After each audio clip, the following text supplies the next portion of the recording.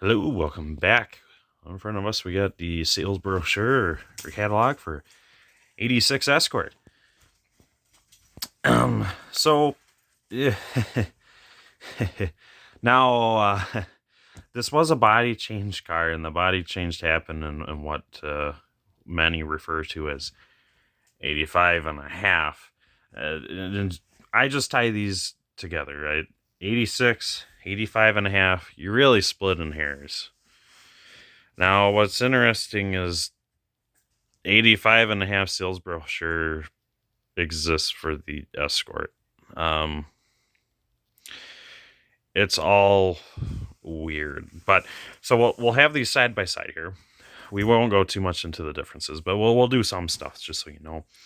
So front cover, back cover, just like the prior years, we've gotten to the point where we just have the front of one car, and then we flip the book over. It's the rear of that same exact car in the same exact setting. So 86 Escort. So this one, like I said, had that body change for 85 and a half. Oops. Let's flip that down a little ways. And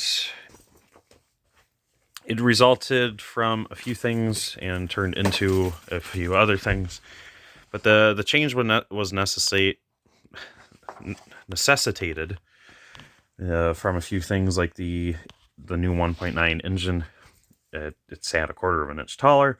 The hoods actually had to be a quarter of an inch taller. When you pop open the hood of one of these, you'll see that the underside of the hood has a casted oval to fit around the air cleaner, which is slightly taller. You're a quarter of an inch taller. These engines, they all have the same hardware as the 1.6s, but they're taller. Changed a few things, but for 85 and a half, we have these kind of options here. They're all available in the same body forms. You could have the two-door, you could have a two-door GT, and you could have a four-door shown here, but oddly not over here. And you could have the wagon. And they're all the same as far as these go. But we'll move along. It talks about each of the different trims. And I get a funny feeling that these are slightly out of order. It says LX first. LX is kind of the mid-tier. It's the one that's going to be equipped kind of well, and it's going to have a lot of features. Like, most, I think, will have the passenger side door mirror. A lot will have a sunroof. Many will have power steering. Many will have automatic transmissions or air conditioning. Well, base model cars, you don't even have a passenger door mirror, and that would just be the L, the Select L, which is the L is the base model, Select L is the base model with a few options. And Escort Pony, I think either that one's the bottom of the barrel or the Pony was one step above the Select L. And then after that, you do have the LX followed by the GT. Prior years, there was GL and GLXs. They have gotten rid of a lot of that, and they focus just on the what do we call the Escort Lame, the so-so Lame, the Pony, and then the Lame Extreme.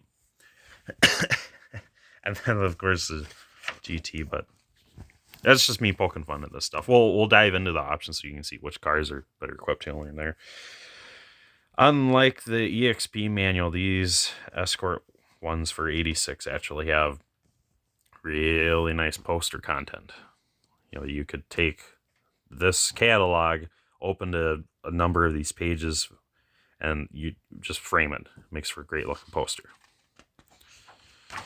But as we go through, same thing, makes for good photo frames, talks about some of the interior living conditions. Nothing too special as far as 86 goes. Here, we're starting with the LX.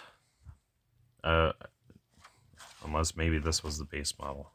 Again, I'd be surprised. I swear L was the bottom of the barrel. So you can buy a Escort LX just as it is and know that you're in a luxury compact. Yeah, so this is one step up. They don't want to show off just the base model car right off the start. I guess. So you get a lot of things like full cloth interior, 5-speed transmission. You have an adjustable, or I should say remote adjustable driver side mirror. So right about this spot of the door panel, there's a little joystick that allows you to adjust this. It's all just cable actuated. On the passenger side, you got none. Whole lot of none. We even have a postcard that had fallen out here. Talks about the 1.9 that it just came out for 86 or 85 and a half, or you'd like to call it. Next page over. Here we go. More gracious photos. And we talk about the L, which is high quality, advanced engineering, great list of features. It's a very fancy way of saying we got the base model car here. And what's interesting is it's just reused photos from the 85 and a half catalog. Like, all completely. So, should we really just be saying 85 and a half? I don't think so. I see no point. Same is same, Only when it's different can we say it's different, but then you're not same. I should talk about the L a little bit. Affordable Escorts come well equipped, and of course they have outstanding quality. Sure. Excellent fuel economy. That's the big thing with these. With the 1.9 introduced in 85 and a half, not only you get higher economy, but more power as well. Yeah. So the big thing with the 1.9 is that they went from interference engine of the 1.6 to the non-interference of the 1.9. They raised the block that 1/4 of an inch. It prevents the valves from ever touching the pistons under any scenario ever. Also, with that displacement increase, it gained an instant 20 horsepower over the 1.6 addressed in the same trim. So a carbureted 1.9 will always make 20 more horsepower than a carbureted 1.6. And then same when you look at the the EFIs. The EFI 1.6, 90 horsepower. The EFI 1.9, 110 horsepower. It's pretty much always that 20 horsepower difference stock for stock. And then a lot of torque. You get a big difference in torque because there's more stroke and more bore. Now we get to the Escort GT. This is the nitty gritty, meats and potatoes. At least for most of you. Most of you guys are coming looking for this GT stuff. Many of you are looking for GLX, but you won't find it here because there wasn't any. It talks about the GT. It came with a lot of things. Like 86, I should say 85 and a half. But 86, we're just going to rope them together. Stay with me. 86, that's the first year of rear sway bar in all these Escorts. And you'd see that from 86 to 90. And only in the GTs and only in the Sport EXPs. The base model or luxury EXPs, you won't find that. And in in all the other models of Escorts, you won't find that. The GTs are special. They have a unique grille. Instead of metal bumpers, they have these plastic molded ones. They also have fog lights, alloy rims to start with. You get the standard remote control mirrors, power steering. You get the best engine, the 1.9 EFI high output at 110 horsepower. Pretty good stuff. And it's EFI, like I said. The wagons. It talks about some of the wagon options that you can get in these.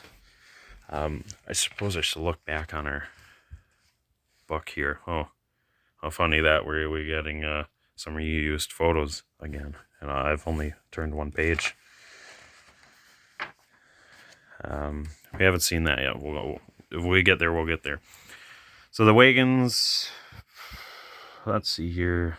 Get 58.3 cubic feet of cargo space. Ho, ho, ho. So it's plenty of room.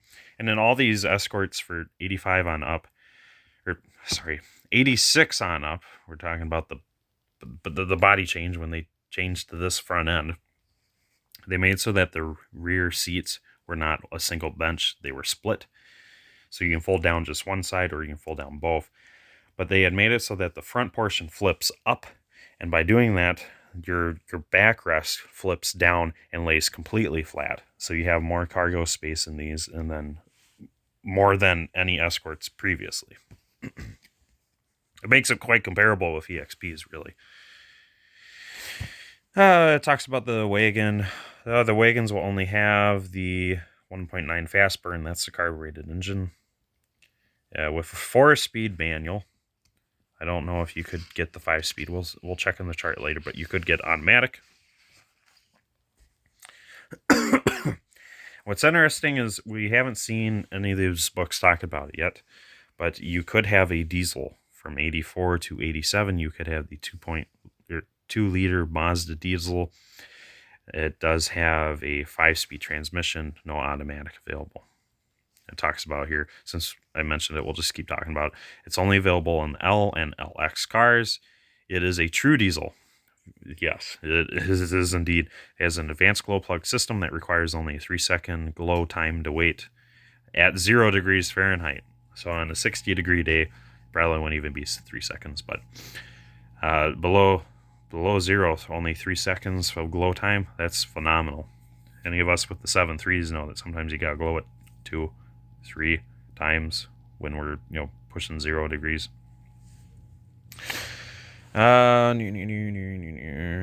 Extra sound insulation for the 2-liter diesel. Must be a loud sucker. And I'm not too surprised. Anybody who's familiar with the diesels in these guys know that these 2-liter diesels, they rev up to 6,000 RPMs. That's where redline starts. It's crazy. But you also get incredible fuel economy with that diesel. You can see it here. Come on. There we go. Oh, God. This isn't listed, the fuel economy. This is just the different transmission ratios that you can get in these. Diesel, set in stone. It's the 5-speed with that final drive. That's not changing. The EFI high output. There we go. The rear automatic version. I've mentioned in another video that in 87 there were only 8 of these. It's a very rare option only for the GTs. Have an automatic with the EFI high output. Extremely rare. The normal 1.9 carbureted. There were 2 final drive ratios available for the 4-speed manual, which is interesting, and only 1 available for 5-speed. The automatic, that's set in stone. That hasn't really changed since 81. From 81 to 90, never really changed. Some basic standard features that are associated with this car are the McPherson struts, rear independent suspension, front disc brakes, rear drums, GT. So for 86 Ford, all the GTs and only the GTs and Escort, or not Escort, EXP Sport Coupes have rear sway bars. That's the first for these cars, only available for 86 to 90. All the GTs, they have alloy wheels. Yada, yada, yada. High performance engine. Yeah, you got that right. That's the best engine aside from the turbo model. Here we finally start getting into our options. We have our L options down here. Oh, sorry. L standard features. Cloth and vinyl low back front bucket seats. AM radio with dual speakers. Well, at least you have dual front speakers. And these would only be in the seats. They're not the seats. Geez. The doors. These 2 speakers are only in the front 2 doors. Dual fold down rear seats. Yes. Steel wheels. Yes. 13-inch. Power rack and pinion. Hey, there we go. No more manual steering racks. Got rid of those for 86, I guess. But only in the Escorts. 86 EXP's manual steering was standard. Oh, but this is only in the 4-door. You might find manual steering inside the 2 doors. The base model ones. Removable package tray, that's your rear cargo cover. Pretty rare to find those though, but tinted glass, yep, indeed, it's technically tinted. It's just the standard glass, but it's technically tinted. Here's where we see the chart covering all the standard features. 1.9. Yeah, so that's just the carbureted engine. You can see it's only available on the Pony L Select, and LX. Yeah, so this is the way I thought, but Pony is instead at the bottom. So I goofed that up. My bad, guys. Pony is the base model car. L is slightly better. So the Pony might... if you find a base model Pony, it doesn't even have a radio. It also doesn't have rear cargo cover. Doesn't even have rear load carpet. So you can see that's only in the wagon. So if you have an EXP, you'll know that in the rear cargo area, there's a couple vinyl strips that go across it so that you can throw things like golf bags in their boxes and they actually slide across the carpet pretty good. If you have a Pony wagon, you're not getting that. You just have normal carpet. So Pony is so friggin' bare bones. But on the bright side, the Pony cars usually have really good fuel economy. The L is one step up, and all that means is that you now have a radio. At least you have a radio. You got something. You have AM with 2 speakers. That's better than years prior. Those of you with 82s, 83s, you'll know that the base radio was AM mono. There's just a single speaker in the middle of the dash, and your radio only gets AM. It's not even stereo. One speaker. But at least you got something. Then we have our L Select. That's where we start seeing more options. That's where we can finally have our powered rack and pinion. That's also where we can finally have... so it says semi-styled steel wheels. If it shows the wheels, I'll mention those. But they're going to be the steelies that look not like this, but more like this. I'm back over here. You also get tinted glass in the L Select, and you get body side moldings. That'd be these door guards down the side of the car. If you have the base model or the L, you're not getting those. If you have the LX, now we actually get into some decent features here. You now have a 5-speed transmission. All other models will only 4. Finally get a 5-speed tranny with the LX. Going down to the bottom, you can see there's a lot of add-ons here. You get left and right visor mirrors. You get luxury level sound insulation. For those who have the LX and GTs, and especially the diesels, you will have extra sound insulation. You have passenger compartment carpeting. I don't really know what that means. I think that just means that your carpet is for sure going to match your seats and door cards. Your door panel storage bins, carpeted lower section. So the bottom of your door cards, like these, will actually have a pocket like this one shown does. And it said carpeted lower pocket. This lower whole pocket tray down here, they're cast in plastic. But if you have a high enough trim model, you'll actually have carpet glued to those. Let's see. You also get colored keyed carpet, load, floor, back panel, and rear seat backs. Okay, so I've seen this one for sure with my 85.5 Escort 4-door. It was an L. The backs of all the seats were... sorry. The backs of the front seats, I think, were the same color as the rest of the seats. Like shown here, they were just completely red. The color of the back bench, the back of the back bench was just black. And a lot of these interior panels, for sure the C and D pillars were just black. A lot of the rear interior panels were just black instead of red like the rest of the car. We also have remote locking fuel door. That's something we started seeing in 83. Remote control tailgate release. So what that is a, when you open up the dashboard, the glove box, you'll see a little yellow, white, orange button here. If you press that while the key's in the ignition, you'll hear a clunk. That is the sound of your hatch releasing. It's no longer locked. So now you walk out, put your hand underneath it, raise it, it's open. Then we get to our GT. GT has everything. I should mention that's the only way to get that EFI high output engine. Otherwise, it does have everything else. It's the only one getting the rear sway bar, like I mentioned. It's the only way you're getting that. Power steering. You get the alloy wheels. Yup. The all-cloth sport bucket seats. Those are the ones with what we call the halo headrests. For whatever reason, this book didn't really show that. It didn't show the GT interior worth a darn. Still going down and down and down. Here we have actually dual horn. It's the only Escort with a dual horn, for goodness sakes. Fog lamps, yes. Front air damage spoiler, it's the only one with it because it's more molded as part of the bumper cover. Special blackout treatment. I believe this means that all of the trim around the windows is going to be black instead of this polished aluminum or polished stainless steel. It's one of those. All the earlier cars, it was I'm pretty sure it was a stainless, but all the what went around the windows was aluminum. When what went on the pillars, I'm pretty sure it was stainless. When it came to these, I think it's just chrome steel, but maybe I'm wrong. Dual remote mirrors, yes. Console with graphic systems monitor.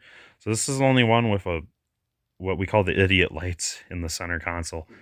It's a series of warning lights that tells you if there's a bulb burnt out, if you're low on washer fluid, things of that nature. And it tells you there's a little square and it's got a picture of your car and it's got a light in each corner of the car and it says what each light does. When you see one of those lights go off, you know you're low on wiper fluid, you got a bad bulb, things like that. Digital clock, geez, that's the only one with standard digital clock. Instrumentation group, that's the only one standard with a tachometer. Crazy stuff. Here now we finally reach some options. We talk about things like the automatic, the extra spendy metallic paint, some other things like rear defrost and rear wiper, actual stereo with FM radio stereo, air conditioning. And here's where we finally reach our options chart. So you see on the Pony, yeah, you really can't get crap. You can get a high capacity battery, whoop-de-doo. By now that's changed. Whatever battery you have there, it's probably going to be better than whatever it came with. You now have a rear window defroster. Ooh. And tinted glass. Ooh. AM, FM stereo. It's cool that that's actually optional on the Pony. I thought that wouldn't even be there. And then what's white is standard. Good. On our L, yeah, well, here we got all these options here. Rub strips, bumper guards, power steering, dual remote mirrors. You actually have a tachometer if you have an L, electronic clock in the overhead console, air conditioning. You get all that stuff. Interval wipers are optional for the L. Also get the light group for the glove box light. Geez, if you have a Pony, you don't even get a glove box light, cargo light, engine light, ashtray light, dome light, rear light switches for the rear doors. Except that's, oh yes, sorry, because that's a Pony. My L had all these, had the entire light group plus buzzers. The L Select, get a lot of standards here. We've now made the rubber strips standard and power steering standard. Same with the tinted glass. Otherwise, it's the same as L. L Select just means that you've started crossing off some of the options.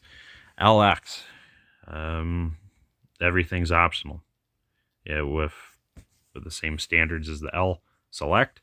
With the GT, everything's standard. It's just not great. Individual options, so you won't really. These differ a little bit. And there's plenty here. Again, if you had the Pony, you got nothing. At least you can have California emissions, and then still drive it in Denver. Boy, that's horrible. Why would they do that? So bad. But the L and everywhere higher, you have plenty of options.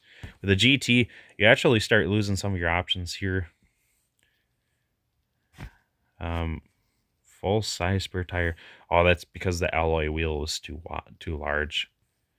Yeah, because the stock wheels, the base model wheels on your Pony L and L Select, they're all just these 13s.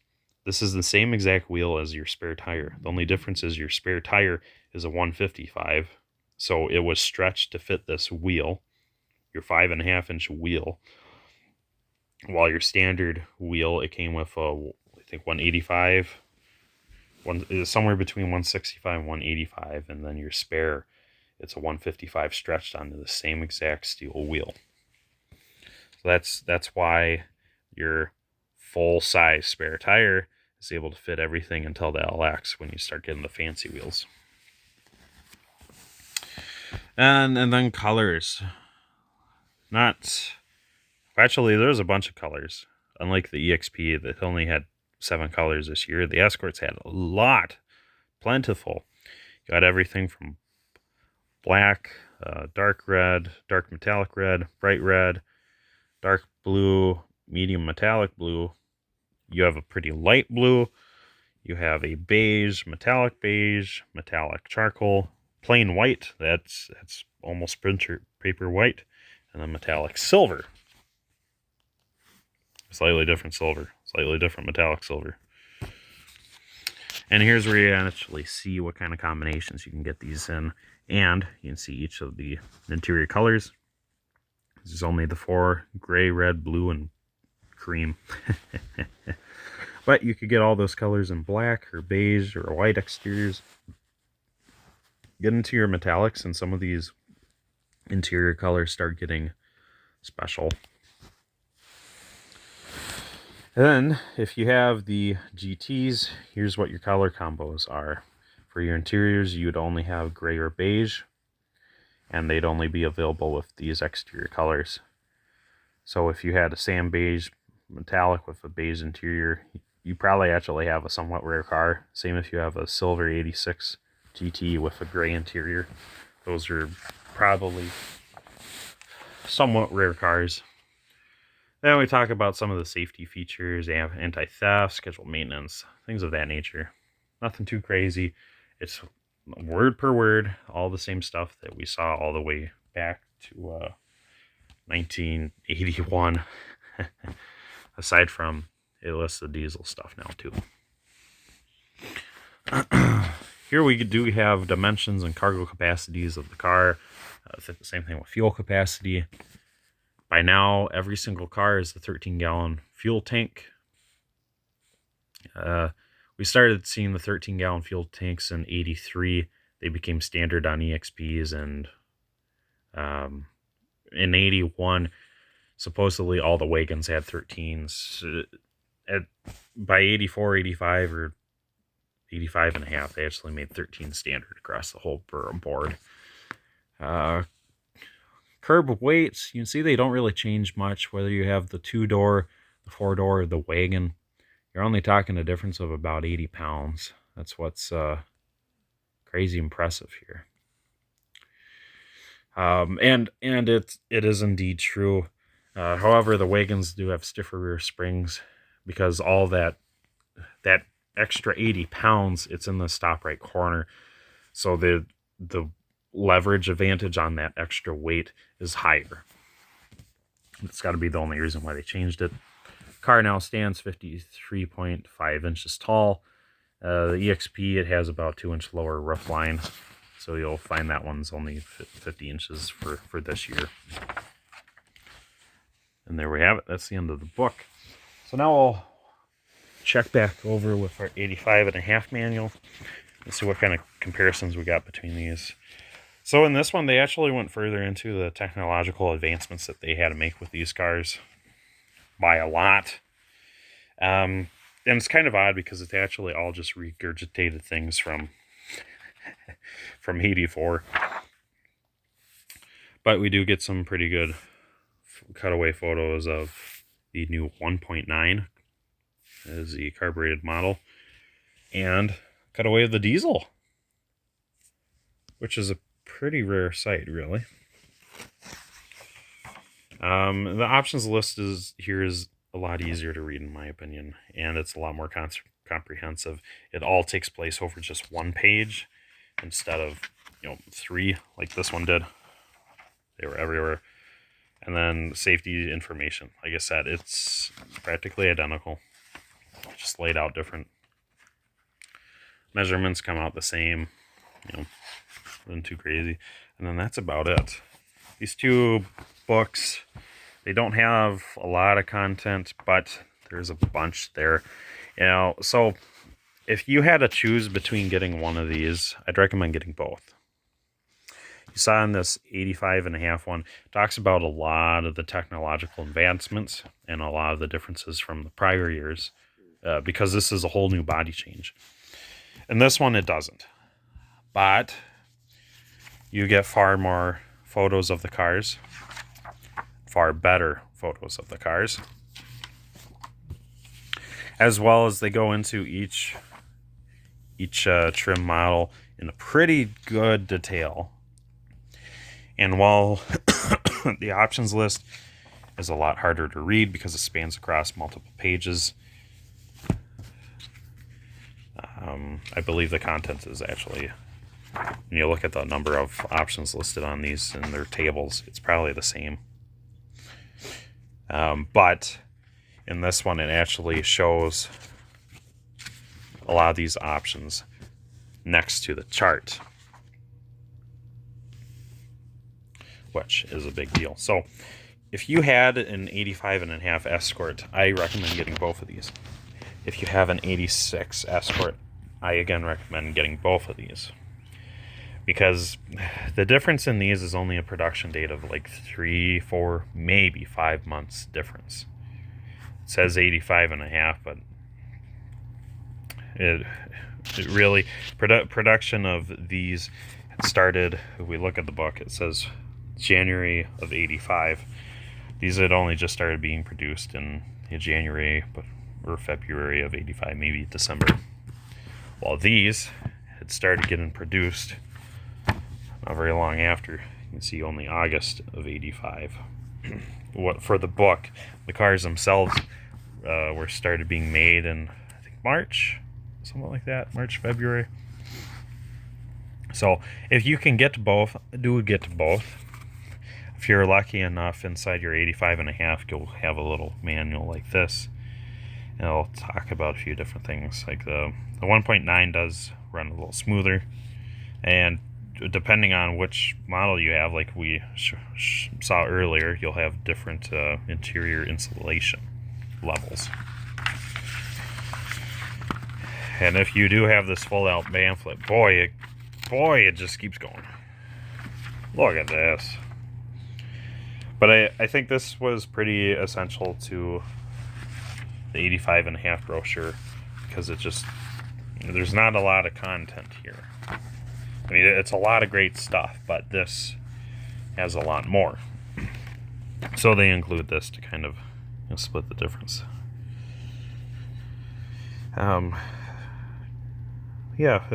Pretty neat stuff, and actually compares it to comparable cars, options, size, comfort, features.